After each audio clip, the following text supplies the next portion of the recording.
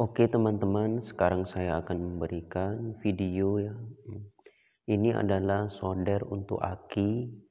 Di sini saya menggunakan solder yang ukurannya 200 watt ya. Ini saya contohkan atau saya coba menggunakan timah penyambung aki ya, yang sudah saya cetak. Nah, ini untuk menyambungnya, untuk melelehkannya ini sangat sulit. Tapi kalau kita menggunakan solder yang ukuran 200 watt atau lebih, dengan mudah kita untuk menyambungnya.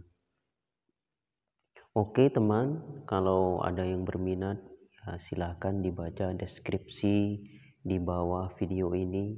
Ini adalah timah biasa ya, sebagai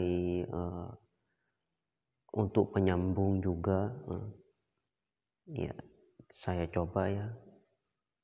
Jadi ini kalau kita menggunakan solder seperti ini, kita sangat mudah untuk menyambung elemen aki ataupun sambungan penyambungan ruangan yang lain dari aki. Oke teman-teman, itu sedikit tutorial ya. Ini kalau kita mau menggunakan solder yang ukuran 200 watt.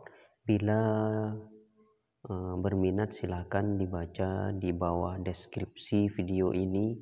Oke, terima kasih.